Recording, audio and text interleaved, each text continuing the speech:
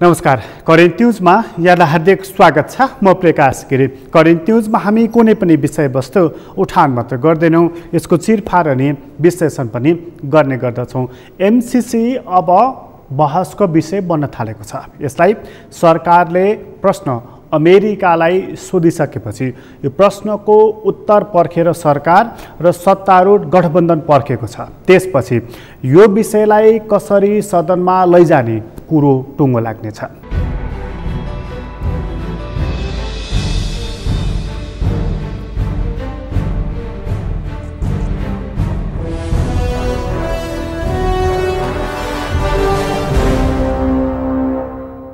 प्रमुख प्रतिपक्ष नेकपा एमाले प्रश्न गर्न थालेको छ। एमसीसी को बारेमा के गर्छौ भनेर न्यूनतम साझा कार्यक्रम जब 5 दलीय गठबन्धनले तय गरेको थियो, त्यो 5 दलीय गठबन्धन एमसीसी को बारेमा मौन बसेको थियो। सरकार गठन भएको करिब 50 दिनमा 11 वटा बुँदामा सरकारले प्रश्न सोधेको छ र यो आईपीएस को अंग हो कि होइन भनेर उसले प्रश्न गरेको छ। आम मानिसहरू, बौद्धिक वर्गहरू चाहिँ प्रश्न गरिरहेका छन्, सरकार त्यति बेला तिमीले के हेरेर हस्ताक्षर गरेका थियो एमसीसीमा? एमसीसीमा अध्ययन नै नगरिकन हस्ताक्षर गरेर अहिले अमेरिकालाई पत्र पठाइएको हो कि यो सार्वजनिक खपतको लागि मात्रै प्रश्न गरिएको बौद्धिक वर्गहरू प्रश्न गरिरहेका छन्। एमसीसीका 4-5 वटा मुद्दाहरू गम्भीर प्रकृतिका रहेका छन् र त्यसले हाम्रो संविधानको, कानुनको, ऐनको बरखिलाफमा जाने प्रकृतिको छ भनेर प्रश्न गरिएको छ र यो कुनै सैनिक गठबन्धनतर्फ ढल्कने सम्झौता त होइन भनेर प्रश्न गरिएको छ। आम मानिसहरूले, बौद्धिक वर्गले सोधेको यो प्रश्नलाई झिजो मान्नुहुन्न। यो प्रश्नलाई बरु पारदर्शी ढङ्गबाट उत्तर दिनुपर्छ। शङ्का लागेको खण्डमा श्रीलङ्काले जस्तै फिर्ता गरिदिनुपर्छ। मन परेको खण्डमा देश हितको पक्षमा छ भनेदेखि स्वीकार गर्नुपर्दछ। किनभने हामी विदेशी सहयोग चाहन्छौँ। यो कुरालाई सरकारले र पक्षमा विपक्षमा रहेका राजनीतिक पार्टीहरूले खुलस्त बताउनु पर्दछ। सरकारमा रहँदा खैरो रङ, सरकारबाट बाहिर निक्लिसकेपछि रातो रङ देखाउने गर्नुहुन्न। यसमा खास गरी यस्ता दूरगामी असर पार्ने मुद्दाहरूमा राष्ट्रिय सहमति जरुरी पर्दछ र राष्ट्रिय सहमतिको आधारमा एउटा निर्णय गर्नु उपयुक्त हुन्छ। यसलाई राष्ट्रवादी हुने र राष्ट्रघाती हुने तहबाट सडकको विषय बनाइयो भनेदेखि नेपालको परराष्ट्र नीति निकै स्खलित भएको मानिनेछ। दलहरूले यसमा विवेकपूर्वक ढङ्गबाट निर्णय गर्नेछन् भनेर अपेक्षा गरौँ। तर यो विषय अपेक्षाभन्दा परको विषय बनिसकेको छ। सडकसम्मको बहसको विषय बनेको छ र एमसीसी भन्ने बित्तिकै मानिसहरूले नाक खुम्चाउने विषय बनेको छ। यसलाई कसरी सत्तारूढ गठबन्धनले मिलाउनेछ? यसलाई प्रमुख प्रतिपक्षले कुन रूपमा लिनेछ? आजको अङ्कमा हामी एमसीसी के हो, एमसीसी के होइन, यसबारेमा चर्चा गर्नेछौँ र यो लिने कि नलिने कुन तहमा दलहरू छन् त्यहाँ पनि हामी चर्चा गर्नेछौँ। सुरुवातमा चाहिँ अहिले प्रमुख प्रतिपक्षमा रहेका नेकपा एमालेका अध्यक्ष केपी ओली, जो हिजो सरकारमा थिए र उनी तत्कालीन सभामुखले एमसीसीलाई टेबल गरेनन् भनेर आक्रोश व्यक्त गरिरहेका थिए। आज सडकमा झरेपछि एमसीसी के गर्छौ भनेर सरकारलाई प्रश्न गरिरहेका छन्। यो प्रश्नको पछाडिको आशय के, त्यो कुरा हामी यहाँ प्रस्तुत गर्दैछौँ।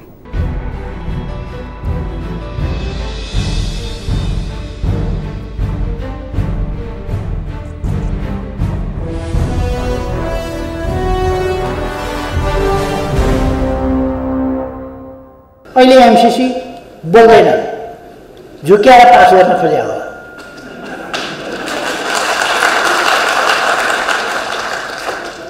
बोल्दैनन्, के गर्ने हो भन्दैनन्। जनताका अगाडि यिनीहरूले गरेको एमसीसी अहिले के भन्छन् त भन्नु पर्दैन? शेरबहादुर देउवाजीले भन्नु पर्दैन एमसीसी के गर्ने? अनि प्रचण्डजीले बोल्नु पर्दैन एमसीसी के गर्ने? हिजो साइन गर्नुभएको थियो त, के गर्ने एमसीसी? चीनसँग कुनै सीमा विवाद छँदै छैन।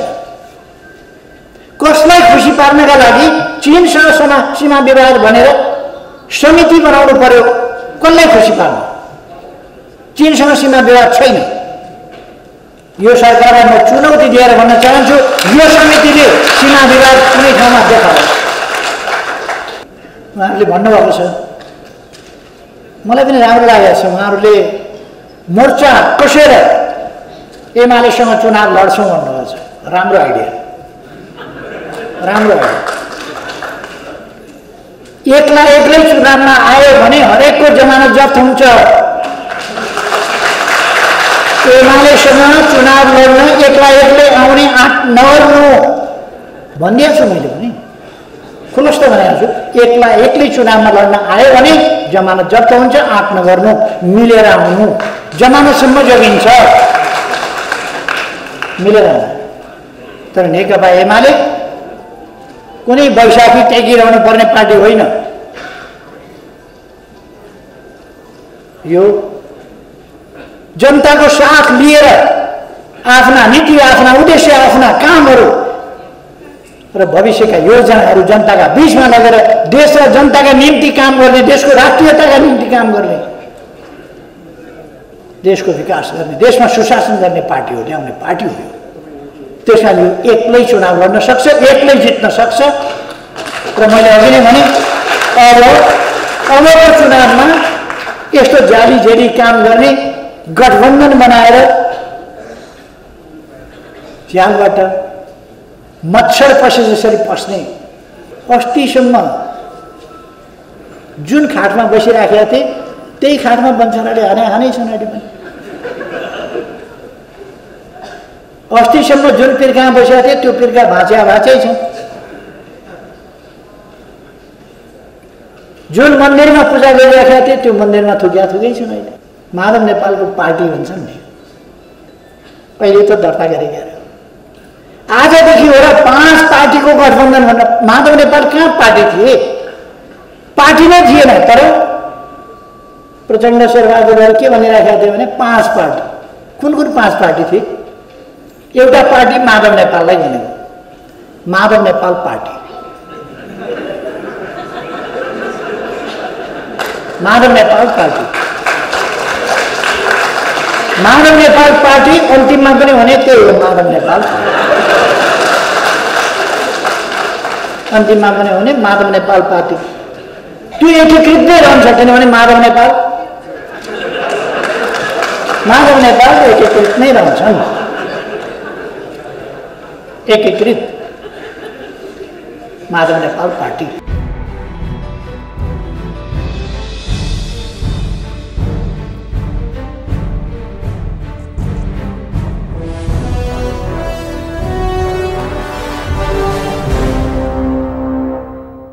विपक्षी दल विपक्षीकै रूपमा रहनुपर्दछ। रचनात्मक भूमिका उसको आवश्यक पर्दछ र सरकारले गर्ने गलत कामहरू, नीतिगत रूपमा उसले गर्ने गलत कामहरूको बारेमा उसले भण्डाफोर पनि गर्नुपर्दछ सच्याउने हदसम्मको लागि। तर सरकारमा रहँदा त्यही एमसिसी ठिक पास गर्नको लागि मरिहत्ते गर्ने, सरकारबाट हटिसकेपछि त्यसका प्रति आफ्नो नकारात्मक भाव पैदा गर्ने, यो ठिक होइन। दलहरूले यसरी छेपारोले चाहिँ रङ फेरेको उचित होइन। तर एमसिसी हाम्रो पक्षमा छ कि छैन, यो कुरा चाहिँ सत्ता पक्षले पनि विपक्षले पनि बौद्धिक वर्गले पनि हेर्नुपर्दछ। यदि ठिक छैन भने कुन बुँदा ठिक छैन, यो कुरा हेर्नुपर्दछ। यदि ठिक छ भनेदेखि त्यसलाई स्वीकार गर्नुपर्दछ। यदि कुनै बुँदा होइन, सगोलमै त्यो एमसिसी ठिक छैन भने हामीले ढुक्कसँग भन्नुपर्छ कि यसलाई फिर्ता लैजाऊ तिम्रो बजेट भनेर। यति कुराको लागि राष्ट्रिय सहमति जरुरी पर्दछ। यसमा पक्ष र विपक्ष हुँदाखेरि दलहरू त कुनै मोडमा गएर मिलिदिनेछन्, आम बौद्धिक समुदायलाई अप्ठ्यारो पर्नेछ। यो कुरा ध्यानपूर्वक राजनीतिक दलहरूले हेर्नुपर्दछ। दिग्भ्रमित पार्ने कामभन्दा विषयलाई सल्टाउने दिशातर्फ अघि बढ्नु उपयुक्त हुन्छ। यसमा सत्ता पक्षको फरक खालको धारणा देखिन थालेको छ। उसले अब भन्न थालेको छ, हामीले केही प्रश्नहरू गरेका छौँ र त्यो प्रश्नको सकारात्मक जवाफ आएको खण्डमा हामी स्वीकार गर्दछौँ, टेबल गर्दछौँ, अन्यथा त्यसलाई अस्वीकार गर्दछौँ भनेर सत्ता पक्ष बताउन थालेको छ।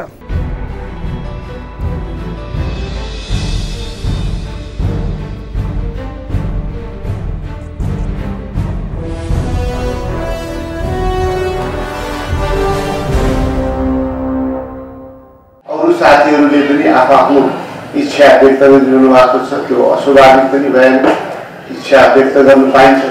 तर यो नोमिनेसन गर्ने समय त अझ केन्द्रीय नेतृत्वको कुरा आउँदाखेरि मङ्सिरमा छ, समय बाँकी छ।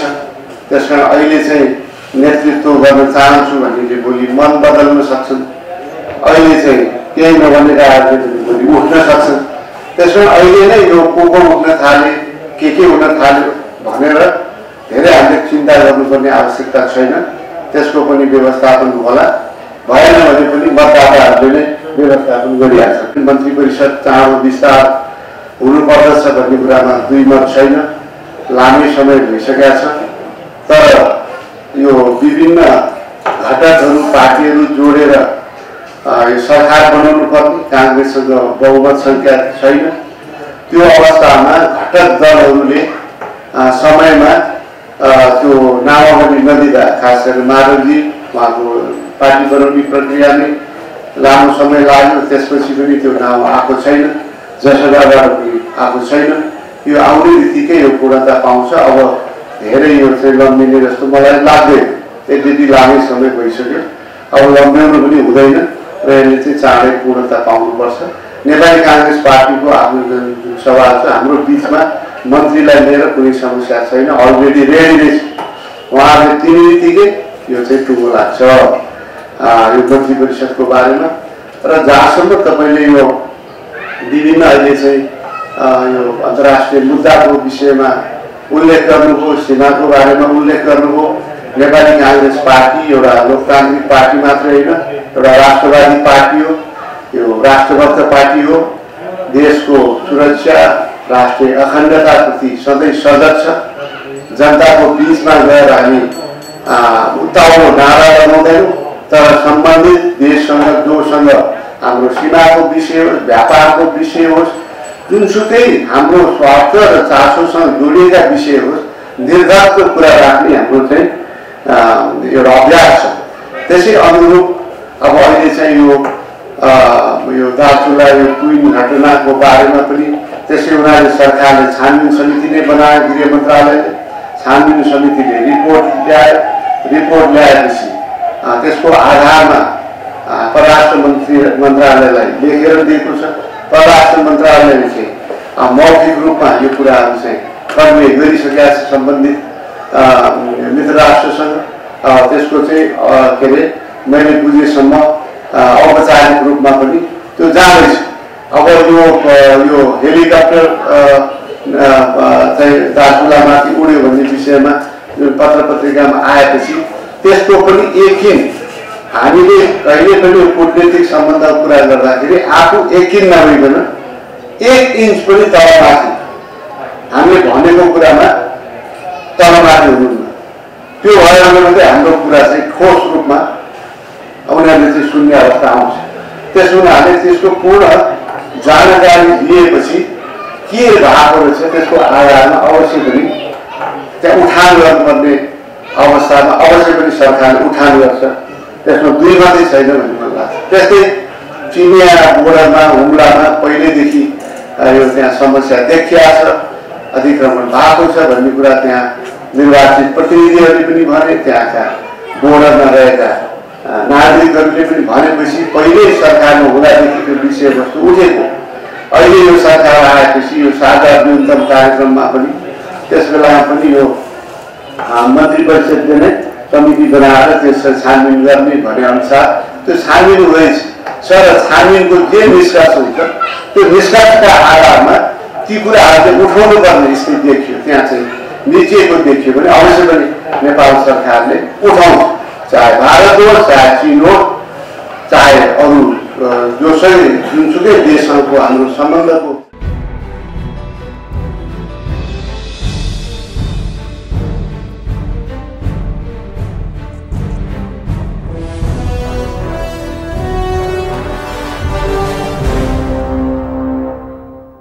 सत्तारूढ गठबन्धनमा एउटा प्रजातान्त्रिक धारको नेपाली कांग्रेस छ भने बाँकी सबै वाम राजनीतिक पक्ष पोषण गर्ने दलहरू रहेका छन्।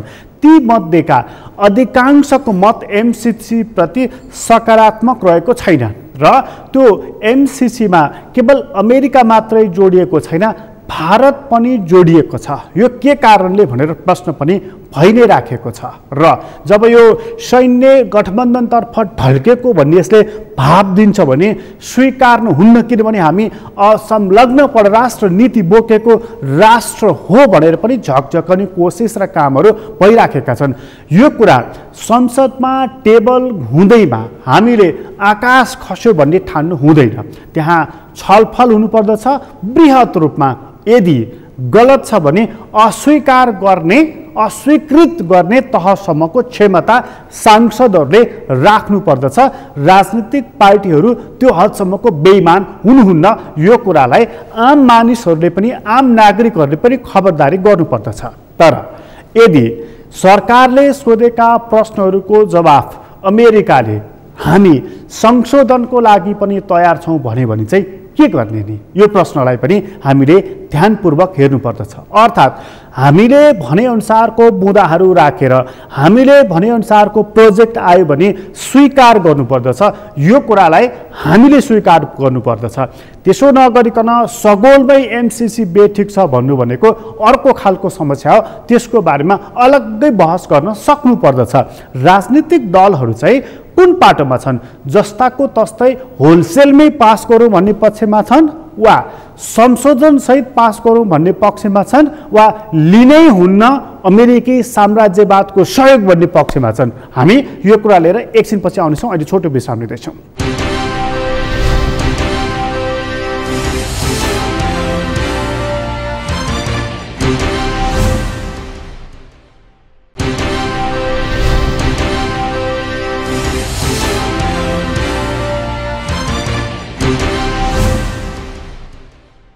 विश्रामपछि पुनः स्वागत छ। हामी करेन्ट न्युजमा छौँ र करेन्ट न्युजमा चर्चा गर्दैछौँ एमसीसीको बारेमा। एमसीसीको बारेमा उग्र रूपमा नारा लगाउने, असहमति प्रकट गर्ने र विरोधका बुँदाहरू के हुन् भनेर बाहिर सार्वजनिक गर्ने नेता मध्येका एकजना नेता हुन् भीम रावल। नेकपा हुँदै र पछि नेकपा एमालेमा रहँदै उसले एउटा कमिटी गठन गरेको थियो। एमसीसी के हो, एमसीसी के होइन भनेर। त्यो झलनाथ खनालको नेतृत्वमा गठन भएको कमिटीमा भीम रावल पनि थिए। उनले यो एमसीसी प्रति अहिले पनि उत्तिकै खरो रूपमा प्रश्न उठाइरहेका छन् र उनीले केही त्यस्ता बुँदाहरू छन् जुन बुँदा हामी स्वीकार नै सक्दैनौँ भनेर बुँदागत रूपमै हिजो पनि आज पनि बताइरहेका छन्। ती बुँदाहरू चाहिँ संशोधनको योग्य बुँदा हुन् या संशोधन गरेर पनि स्वीकार गर्न नहुने खालका बुँदा हुन्? हामीले हेर्न जरुरी विषय यो रहेको छ। आज गठबन्धन बदलिएको छ, भीम रावलको कित्ता पनि बदलिएको छ, एमसीसीको सन्दर्भमा उनको मत पनि बदलिएको छ। हामी यो कुरा अब प्रस्तुत गर्दैछौँ।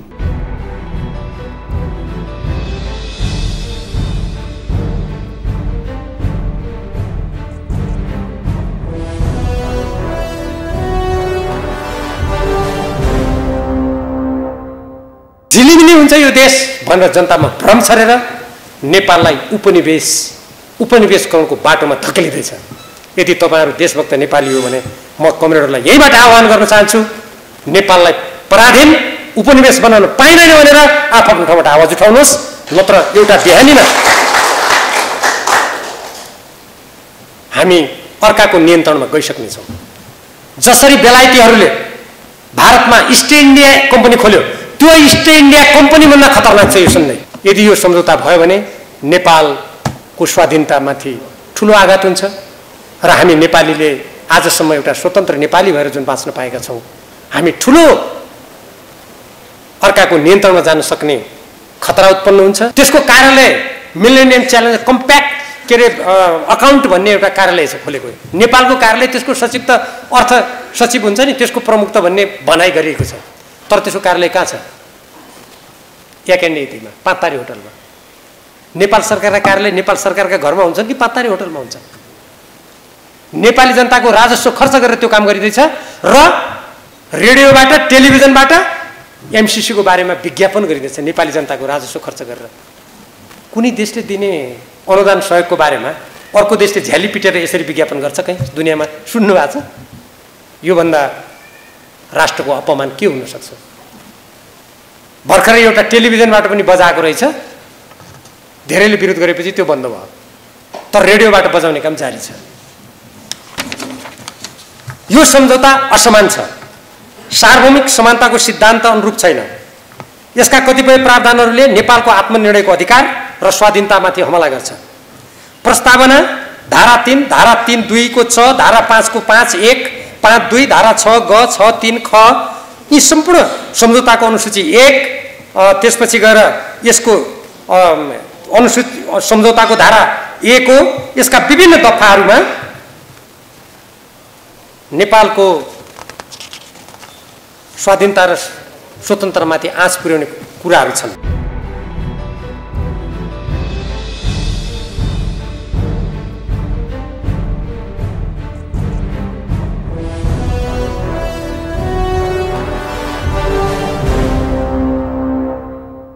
एमसिसी जस्ताको तस्तै पास गर्नुपर्छ भनेर राजनीतिक दलहरू अब बताउन छाडेका छन्। उनीहरू केही बुँदामा प्रश्न उठेको छ र ती प्रश्नहरू निरूपण हुनुपर्छ भन्ने तहमा पुगिसकेका छन्। त्यसो भए एउटा साझा सहमति कायम गर्दै राजनीतिक पार्टीहरूले एमसिसीको सन्दर्भमा सर्वदलीय बैठक गर्ने, साझा धारणा निर्माण गर्ने, त्यसपछि बहसमा जुटे कसो होला? यो एउटा उत्तम उपाय हुन सक्दछ। तर अब यो भूमिका अभिभावकीय जिम्मेवारी 5 दलीय गठबन्धन नेतृत्वको सरकारको छ। संसदमा प्रवेश गर्नु अगाडि, संसदमै प्रवेश गरिसकेपछि पनि उसले एउटा सर्वदलीय बैठक राख्न सक्दछ जसमार्फत साझा धारणा उसले निर्माण गर्न सकोस्।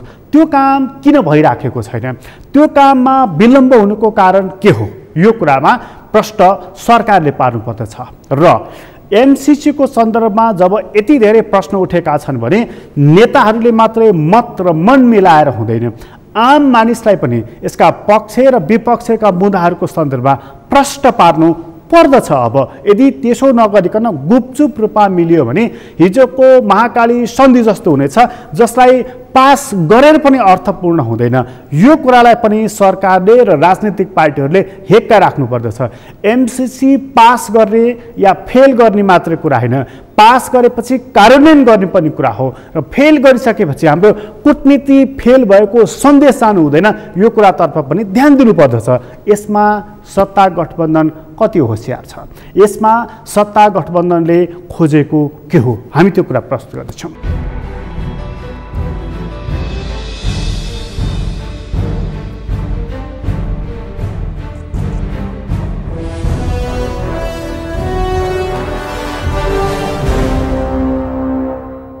सडक पास गरौँ भनेर भन्दै भनेन भने नभनेको कुरा चाहिँ गर्नुको त के अर्थ हुन्छ र? हिजो पनि हामीले चाहिँ के भनेको थियौँ भने यसलाई परिमार्जन गरेर मात्रै पास गर्नुपर्छ भनेको थियौँ। त्योभन्दा अर्को कुरा भनेको थिएनौँ। अझ हाम्रो नेकपाको हिसाबले हेर्ने हो भने जति बेला नेकपा थियो त्यति बेला झलनाथ कमरेडको नेतृत्वमा एउटा कार्यदल बनेको थियो, यहाँहरूलाई थाहा छ होइन? त्यो कार्यदलले चाहिँ यसलाई परिमार्जन गरेर पास गर्नुपर्छ भन्ने रिपोर्ट दिएको छ। रिपोर्टै त्यही हो है। त्यो परिमार्जन गर्ने कुरामा अहिले पनि हामी चाहिँ स्थिर छौँ। त्यो रिपोर्टमा जुन जुन कुरामा खोट देखाइएको थियो नि 5-6वटा बुँदामा, यो संशोधन नगरिकन सम्भव छैन भनेर, आज पनि त्यसमा अडिग हुनुहुन्छ कि? तिनै बुँदामा त अहिले सोधेर पठाइएको छ।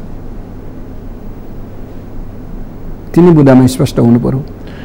एमसिसी पास गर्ने सन्दर्भमा चाहिँ अब तपाईँहरू केपी ओलीसँग पनि संवाद गरेर पास गरौँ त कमरेड भनेर छलफल गर्नुहुन्छ? हैनस्, यो चाहिँ त म फेरि दोहोऱ्याएर भन्न चाहन्छु, पहिले के आउँछ हामीले उठाएका मुद्दामा त्यो कुरा नआइकन हामी के गर्छौँ भन्ने कुरामै छैन, जाने कुरै छैन। पहिलो कुरा चाहिँ अमेरिकाले जवाफ के दिन्छ त्यसमा भर पर्छ। त्यो जवाब चित्तबुद्ध आयो, हामी स्पष्ट भयौँ, अब यति भएपछि हुन्छ भन्ने भयो भने त्यसपछि पास गर्ने प्रक्रियामा जाने होला।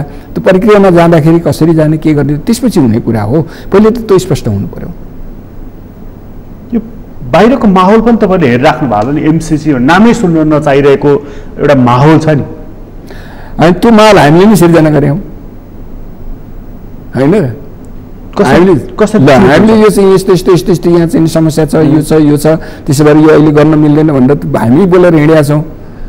त्यसले नि बने माहौल बनाउने कुरामा त्यसको त निश्चय पनि प्रभावकारी भूमिका छ।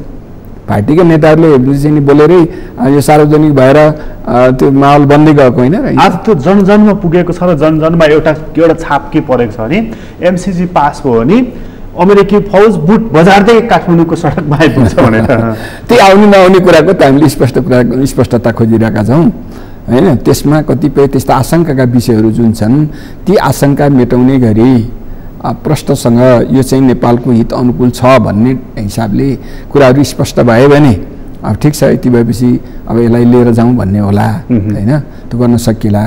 त्यसो हुन सकेन भने त हामीले हिजोदेखि जे भनेका छौँ यो जस्ताको तस्तै पास गर्दा हाम्रो हितमा छैन, नगरौँ भनेर भनेका छौँ। हामी त्यसमै अडिन्छौँ। त्यसमा अडिनुहुन्छ। यो चाहिँ एमसिसीको पक्ष हो। अड्केर बसेको बिआरआईको पक्ष पनि छ। अघिल्लो सरकारले प्रोसेस अगाडि बढायो तर त्यसमा ठोस काम भएन भनेर प्रश्नहरू छन्। त्यो चाहिँ के हुन्छ? त्यो त काम अगाडि बढाउनुपर्छ। बिआरआईसँग त कुनै त्यस्तो राष्ट्रियता, हाम्रो राष्ट्रिय हित अहितको कुरा छैन। त्यो चाहिँ नै हाम्रा निम्ति सहयोगी नै छ भनेर बिआरआई कार्यान्वयनको सम्झौता कमरेड प्रचण्ड प्रधानमन्त्री भएको बेलामा गरिएको हो मेरो सम्झना अनुसार। त्यसले गर्दाखेरि त्यसलाई अगाडि बढाउने कुरामा त अब हामी सबै लाग्छौँ होला। भनेपछि बिआरआई र केही अस्पष्ट रहेका मुद्दाहरूलाई टुङ्गो लगाएर एमसिसी दुवै चिज अगाडि लैजाने पक्षमा हुनुहुन्छ तपाईँहरू? अनि हामी पहिलेदेखि नै जुन पक्षमा थियौँ अहिले पनि त्यही हो, नयाँ कुरा केही पनि होइन। बिआरआईको पक्षमा कुनै विवादै होइन नेपालमा, खालि काम अगाडि बढेन। किन बढेन यो अघिल्लो सरकारले किन गरेन, एमसिसीतिर बढी किन जोड दियो, बिआरआईमा किन चाहिँ त्यसले ध्यान दिएन, यो प्रश्न चाहिँ छ। हामीले त बिआरआईको काम अगाडि बढाउनुपर्छ भनेर पहिलेदेखि भन्दै आएका हौँ। यसमा अरू दलहरूको त्यस्तो विरोध भएन, कुनै पनि दलको, नेपालका कुनै पनि राजनीतिक दलको विरोध भएको मलाई चाहिँ थाहा छैन।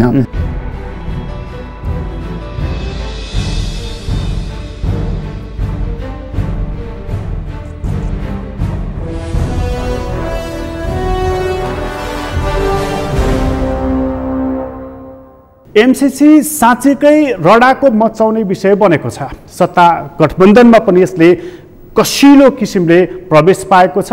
विपक्षले हेरौँला भनेर जवाफ दिइसकेको छ। यसमा साझा धारणा निर्माण गर्नुपर्ने जिम्मेवारी सरकारको रहेको छ कि यो विषयलाई छाडिदिनु पर्यो कि यो विषयलाई पार लगाउनु पर्यो। साझा धारणा निर्माण गर्ने सवालमा अब भूमिका कसले निर्वाह गर्ने यो कुरातर्फ ध्यान दिन जरुरी रहेको छ।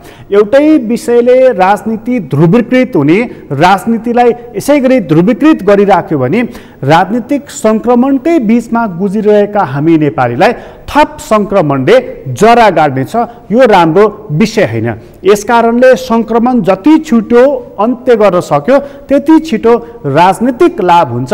यो विषय लम्ब्याउने विषय होइन, यो विषय टुङ्ग्याउने विषय हो। कि लिउँ कि नलिउँ यसतर्फ सरकारले, राजनीतिक पार्टीहरूले ध्यान दिन जरुरी रहेको छ। करेन्ट न्युज अहिलेलाई यति नै। करेन्ट न्युजबाट म प्रकाश केरीलाई बिदा दिनुहोस्। सगरमाथा टेलिभिजन हेर्दै गर्नुहोला। नमस्कार।